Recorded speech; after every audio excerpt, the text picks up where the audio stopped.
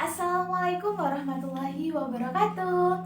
Halo semuanya, gimana nih semua kabarnya? Baik-baik saja kan ya? Ehm, jadi sebelum kita memulai pelajaran, kita berdoa terlebih dahulu ya anak-anak. Bismillahirrahmanirrahim.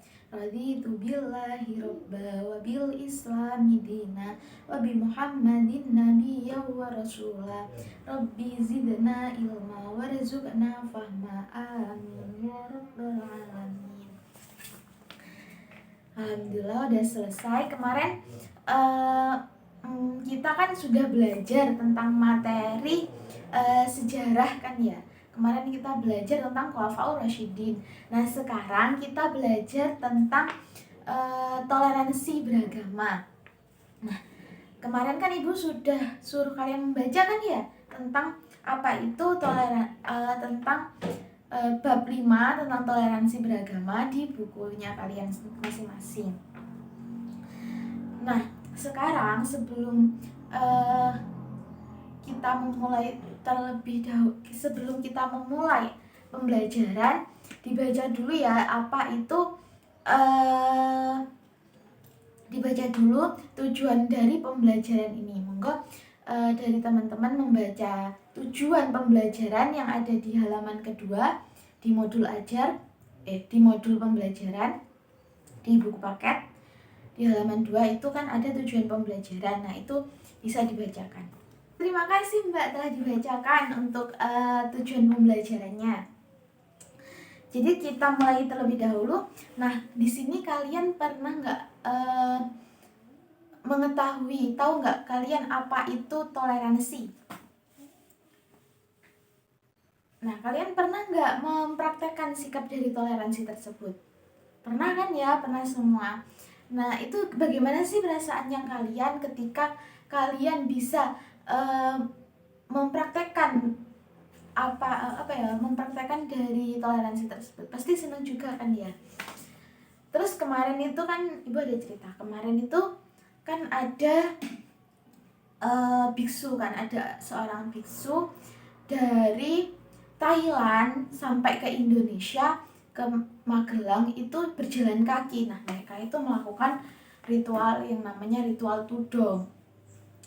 Nah pada saat sampai di Indonesia itu biksu itu sangat disambut hangat oleh masyarakat Indonesia, terutama di sana juga ada wali kota yang juga datang untuk menyambut mereka.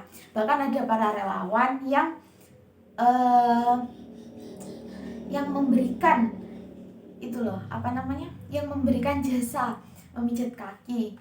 Nah hal tersebut kan termasuk cerminan dari sikap toleransi antara umat beragama. Mereka saling menghargai satu sama lain. Jadi masyarakat Indonesia ini sendiri termasuk termasuk dalam kategori sangat menjunjung tinggi apa itu toleransi, terutama toleransi beragama ya, karena di Indonesia sendiri kan ada 5 agama sih. Yang pertama ada Islam, Kristen Katolik, Kristen Protestan, terus ada Konghucu. Nah seperti itu. Jadi sebelum itu ibu ada video pembelajaran. Nah karena proyektornya itu tidak ada, ibu persilahkan kalian membuka HP-nya, terus ibu kan udah ngirim link tuh di grup. Nah kalian bisa klik linknya terus melihat video tersebut. Jadi ibu beri waktu 15 menit untuk kalian melihat video pembelajaran tersebut. Nah, jadi kan tadi ibu menyuruh kalian untuk melihat tayangan video yang telah ibu kirim. Di sana kan tentang videonya itu ada pengimplementasian dari sebuah sikap toleransi antara umat beragama dan keterkaitannya dengan Quran Surat Yunus ayat 40 sampai 41 dan Quran Surat Al-Maidah ayat 32. Nah sekarang itu ibu akan menjelaskan sedikit keterkaitan sikap toleransi dengan pesan dari Quran Surat Yunus itu sendiri ayat 40 sampai 41 dalam kehidupan sehari-hari. Jadi pesan yang terkandungnya itu seperti apa? Jadi dalam Quran Surat Yunus ayat 40-41 itu berbicara tentang akidah dan keimanan. Nah, maksudnya itu hendaknya sebagai seorang individu itu kita bukan mengukur dan menilai keimanan orang lain. Jadi gitu kita tidak bisa mengukur dan menilai keimanan orang lain. Itu yang pertama. Nah, yang kedua, sebagai individu yang beriman tetap punya tanggung jawab untuk mengajak kebaikan dengan bijak tanpa disertai dengan paksaan. Nah, jadi kita tidak boleh memaksa orang lain, terutama untuk mengikuti ajaran kita yang kita yakini. Terus menghargai orang lain dalam semua perbedaan. Nah, itu termasuk pesan Quran Surat Yunus ayat 40-41. Jadi, jika kita ingin dihargai orang lain, maka kita terlebih dahulu yang menghargai orang lain. Nah, toleransi kepada orang lain itu dalam berinteraksi sosial itu menjadi sebuah fondasi untuk mewujudkan kedamaian dan kerukunan di masyarakat. Dan untuk keterkaitan antara Quran Surat Al-Maidah ayat 32 dengan Quran Surat dengan toleransi, nah itu di sana telah dijelaskan bahwasanya keharusan bagi kita untuk menjaga dan mempraktikkan kemanusiaan dalam kehidupan sosial dan juga serta menjauhkan dari sesuatu yang membahayakan individu. Nah, jadi di dalam Quran Surat Al-Maidah ayat 32 ini terkandung pesan bahwasanya kita disuruh untuk menjauhi tindakan kekerasan. Menjauhkan tindakan kekerasan dengan cara apa?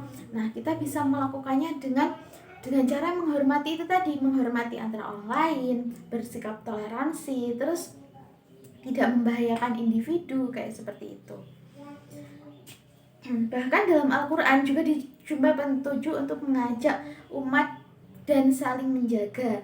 Ya, dalam Al-Quran ini juga bisa dijadikan sebuah landasan bahwasanya Quran Surat Al-Maidah ayat 32 ini juga bisa dijadikan landasan sebagai kita orang umat Islam agar selalu menjaga menjaga agar